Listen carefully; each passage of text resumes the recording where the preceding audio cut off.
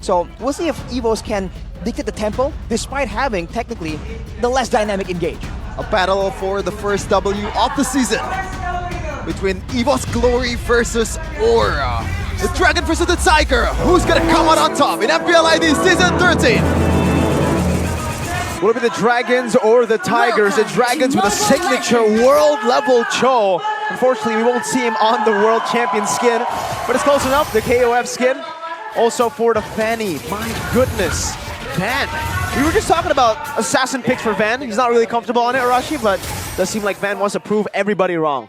We were thinking he was going to go for something utility-based, trying to secure those retributions, but he's trying to flex his skills right here, going with the lethal ignition as well. Aura, they gotta be a bit more careful right here, especially with the more vulnerable laners that they have, but that mid lane is definitely a power side for Aura that they can take advantage of. And to be fair, the only real threat for Van is that Shaw. And looking at this, it looks like Gugun will take the first Lethal Wonder with the Retribution. Showing again the great retreat that Gugun has been showing so far, but there you go, that's a passive. You can see, he's moving a lot slower. No longer is he just scuttling away out of sight, so that can very easily be punished the longer the game goes when you're positioning away from your turrets. It's really hard to lane against Vexana. Even though she got nerfed, I believe the projectile, the first kill, speed is lowered to about 10%. That's a really good nerf, I guess. But it's still one of the best mages in terms of like just laning phase, just chunking away all the HP. Meanwhile, Van, no one saw that. Don't worry.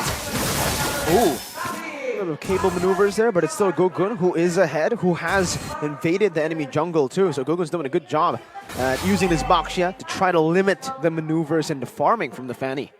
Fortunately for Van, no real deep invades have come from the side of Aura just yet. And speaking of emblems, by the way, Kabuki with the Quantum Charge, I believe Mirko prefers this combination over the Breeze Smite. Yes. Good combination of utility and sustain in the lane. Going up against a Harriet, that's definitely going to help out with the harassment. But here we go, first mutual objectives, Jungle Show. Narrowing us back to the Lane of Dawn. Thank you, Marshall. Let's take a look what has transpired in our absence. And Turtle. So Aura got the Turtle and Makes first sense. blood. I wish we could have seen how they did it, because we were speculating. Already a step ahead for Aura. And look at their emblems, man. Again, Yaoi is intending to be all across the map. Agility, Wilderness Blessing. The longer the game goes, the more he's gonna be trying to be annoying. And he has skill on the Vexana. He's trying to roam around too, but there you go. Whoa! Early flicker with a Terrify now. Van very low. There's an Eternal Guard as well there from Yehezkiel. Just gotta play it real safe. Yeah, speaking of playing real safe though, Feldora as a Parazzi XP against Export, like this is a match made, it's a nightmare's matchup for him. He's gonna get chunked up real bad, especially before objective fights. And like, what of your job is to kind of survey the map and see what options are available. It's gonna be hard for him to even stay alive. Good poke onto Van Strong. Pops in that regen. Yeah, he's looking for an initiation, a pickoff perhaps right now. Only 1,000 gold lead from Aura, but they're already pressuring over on this purple buff. Gugun doesn't want to overcommit those shield unity. He might be able to look for an angle, but he decides it's a bit too risky and he backs off, giving Van another purple buff to play with. Extending his life a bit longer here with yet another buff. We'll see what he can do with it though. He went for a dive towards the mid laner, but you're seeing again why the Vexana is so good. If he played that wrong and Yehezkiel just lands the Eternal Guard on top of the Terrify, that could be the end, man. Under a turret, that's a long time to be crowd controlled. Sure, this is an assassin too. How much HP got to play with meanwhile? Moran is gonna do his job. Gonna chunk up all the Yaoi! Flicker over, wait, the Dragon, that's the first kill to Yaoi in this game. Van not able to out-retreat Gugun, as Gugun just takes it away from him right now, but Van already used the Retribution, so they might be looking for some more, even in the bottom side of the map. Kabuki actually doing a good job against Super Red, taking him low, and there's already a little bit more of a backup here from Yaoi, just zoning him away, giving Kabuki free space to hit. Alright, what? In the enemy jungle, enemy territory, 1v3 gets taken out. A glimpse of brilliance of Yaoi right away, just securing the objectives for Aura Fire. And, right away pressuring Super Red on towards the bottom lane, getting a bit of a gold from the plating for Kabuki. And how Kabuki is playing the lane though, just impudently standing in front of Super Red, knowing that when it comes to just basic attack DPS, he wins it out. But Super Red with the Starlium here, Now it's gonna be just that much different. Aura might have to be a bit more careful. Wow. The most unreal stat. Yep. I mean, we saw it, like the 4-man knockup towards the whole Onyx team is just absolutely ridiculous, and he can pick out the perfect target in CW. Like, that was probably one of the craziest pickoff I've ever seen. Meanwhile, he's trying to do so again. Jeet Kune Do away the dragon into the Eternal Guard, and we expected the Minion's Fury to counter the dive, but what can you do when your chain CC'd like that? Around in the mid lane, clearing the waves out away. Veldora's getting melted down by Aran. Look at Veldora's HP. And even in the bottom lane, Yawi, again, Jeet Kune Do over to Warlord. Shield Unity over to Super Reds. Amon Force defensively with a Purify as well. Now the turret should be taken down. Veldora's getting chunked as well right now as Yawi zones them away. EVOS are still able to clear out the waves, but man, Aura are oppressive. How fun is it to play with Yawi, man? Like, it's just fitting him kills. So far, he's 2-0-1. All 3 kills are, you know, created by him. This flickers up. He might be looking for another angle. Especially with the turtle coming up, if they can get another pickoff, it's going to be great. And for EVOS, they're struggling right now because Van Strong, for now, is the main frontliner, and he's crowd controlled, which Aura has a lot of. It's going to be so difficult for him to try and heal for his team. So let's see right now, all chain CC, and it's going to be Van who wins it out right there. No CC to help Aura. Gugun gets brought back to the team. Aran's going to be targeted down, and yes, skill flickers out to safety, but no! Van finds the cut through Yawi. Jeet Kune Do flicker combo, bringing Van back for Gugun to slay. Kabuki with a blazing duet now onto Warlord, who's forced to run away and has the passive, but now gets chased down by Yawi. One more hit should do it. Ooh, Warlord's low. Yawi's looking for the play, but he missed it earlier to shut Pooh to get away, but Veldora eats him up, and it's an overall great trade for EVO's glory. For sure, but the gold lead is still towards Aura. There's still a lot of hurdle to climb for EVO's glory, but a win is a win nonetheless. Great move from EVOS to try and find a way to really win that fight out by just rushing, forcing Aura to kind of make a quick call in the middle of everything without getting the proper setup. Even though, if you think about it, Veldora on the EXP lane bullied by the X-Borg, and Van Strong is bullied by all the crowd control. The frontline possibility for EVOS is just made very difficult by Aura, so that's how they're really trying to bully EVOS away from the objectives. But if EVOS get there first, then that's where they can kind of dictate what happens. Yeah. What a play, though, from Veldora. Flicker and Detona's welcome. Yeah. I've never seen that, actually. That was a combo that was used quite a lot last week. Okay, interesting. But yeah, Veldora, the longer the game goes, I think it favors Aura much more, especially Van. We're talking about Assassin here. Like, it's going to fall off for sure in the late game. And there's a lot of room to play with for Aura. A lot of creativity, I guess, like in a way on how you can approach the team fight. But yeah, again, Van, no one saw that. The MPL pressure, man. You miss one cable and you heard the fans. Yeah, It's so crazy already. It's got to be quite demoralizing for sure. EVOS now, just look at how safe they're playing. They're sending 2 members to escort Super Red. Oh no. Van's in the area. Is he gonna... No, he's not gonna crowded, walk yeah. into it. Now the Lord is up. And Aura is still on the other side of the map though. EVOS makes the first move. Yes, kill the terrifying Eternal Guard there you finds go. the outplay Van on the assassin, but gets assassinated instead. Yawi eaten up right now with a Minute's Fury. Veldora flickering. No, he doesn't get into the wall. Yawi's able to flicker out and shut Pooh. Aran very deep in enemy territory. Brings him back very low. Aran hiding back. Flickers out. Super Red pops into Zaman Force, but he's not able to find the hit to reset his second skill. And that means it's a free lord over to the Dragons without the retry being used up. Gugun wants to go for the enemy purple buff. Once again, Gugun showing class in the objective department, but I don't really get it. Why would you go for Chao with Shunpo available, with Jeet Kune Do available, and also Flicker available? He's gonna get away quite fine, and he did. Man, that was just so difficult. That was a bold move from Van. I get that he has the Malefic Roar right now, and the Heptasis, he has burst damage, but against a Vexana, this is exactly what makes her so dangerous. Deathly Grasp into Eternal Guard is basically a guaranteed knock-up hit. The Eternal Guard is definitely gonna land if you land the Deathly Grasp first. So, unless Van dodges that, there's just no way. And just like that, Aura takes momentum, takes the turrets as well, and they're still looking for more as Van. Oh, Van on the S kill. Oh no, Van! Van gets locked up again! Kabuki finds the kill! Yeah, Heskill survives! And it is again a disaster for EVO's glory. Van says hi, Yawi says, what's up, bro? You're gonna get kicked. And another kill, courtesy of Yawi.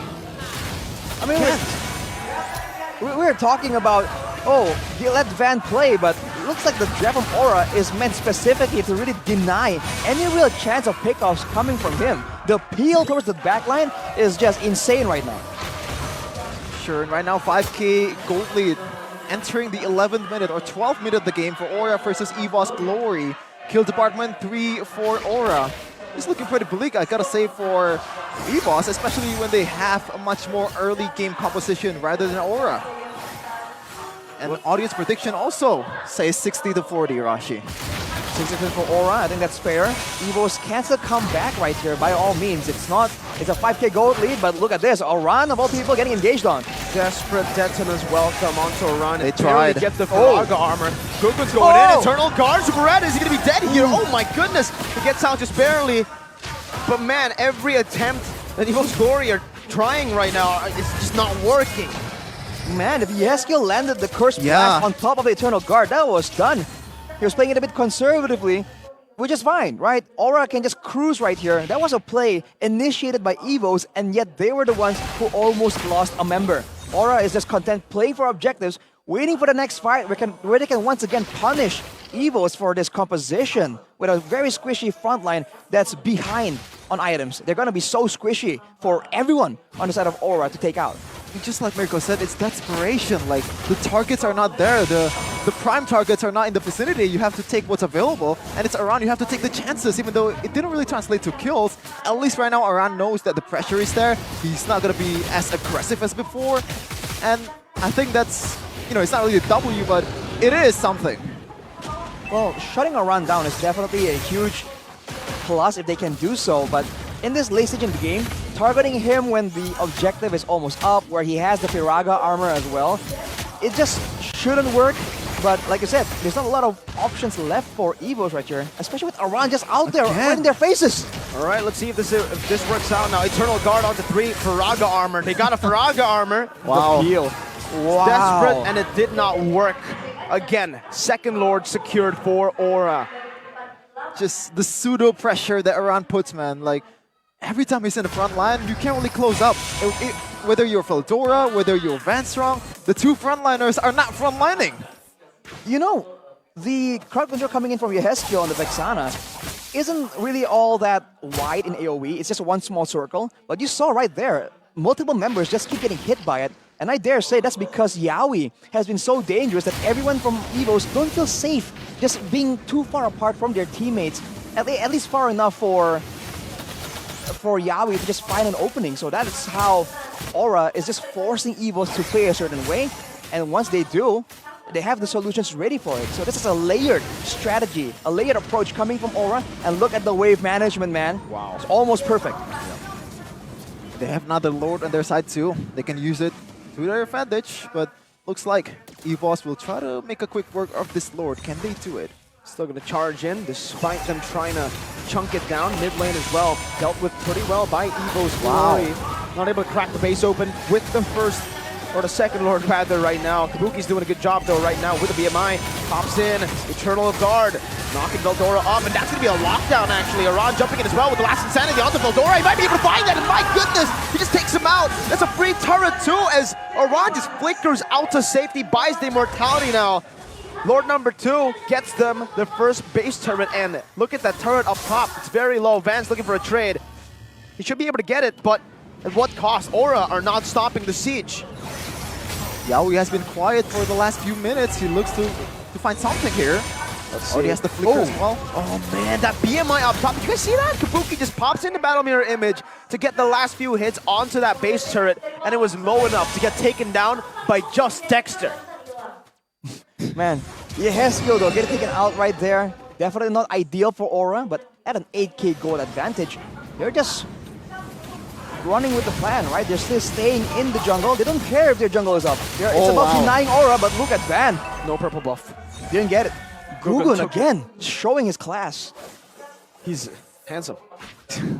Honestly, I think they could have gone for a little bit more there for Aura, even though it's 4v5. They have Aran, they have the pull. They actually pulled like 4 or 3 people there. could have been something, but they choose to go for the discipline route, and I think that's kind of a good thing too. I think especially without Yehezkiel on the Vexana, he is right now a huge bulk of their pickoff potential and their damage. I'm wondering, once we see the items, is he going for the fleeting time? Because when you're this ahead, generally what you want to do is wait for the first target to appear, use everything, delete him, and then rinse and repeat. And just like that, usually the Eternal Guard is on cooldown for only about 20 seconds. That is massive. For sure, man. Just the zoning. It's not just Iran, but Yehezkiel. Like everyone, Kabuki even. You can play like Skylar quite aggressively using the BMI to chunk up all of the frontliners from EVOS. And there's nothing EVOS can do about that. They have to chunk the Freyaga armor first to make something. Oh, Yaoi, look at that conceal. Oh my god, they baited out the Detonus welcome for nothing. Oh, good burst damage onto the back. But Yehezkiel still was able to walk out. Man, just with the conceal, they bait out the Detonus welcome, and it's a free lord again to Aura. That's the Yaoi pressure we've been talking about. And if you're looking at the items right here, in the mid lane at least, decent amount of items, Divine Glaive even completed for Warlord. Only gets the kick out of Veldora earlier. Veldora with a flicker out right now. Last Insanity onto Van Strong as Van tries to deal with Kabuki, but is not going to be able to do so. Immortality, Van Strong popped down. Super Red with his on force right now, but Gukun will just soak it in and run back to safety. Has Immortality. Kabuki now with Blazing Duet gets bursted down. Oh, Kabuki loses the Immortality now as Iran tries to back him up. That's a Wind of Nature pop, but Super Red deals magic damage and takes him down. Gukun running Van down, goes in for Shield Unity. Van should still have the cables. RGM popped in that shield. They don't have Veldora, they don't have Van Strong. 3 members against 4. Van going back and forth. Super Red now is Zaman's force, but now, the Purify gets him out to safety, but he's already out of the Zaman force. He won't be able to kite himself out of this one. And now the base is wide open, even though Van tries to go for the assassination. Only the base is what is available to be assassinated. Aura takes game 1. They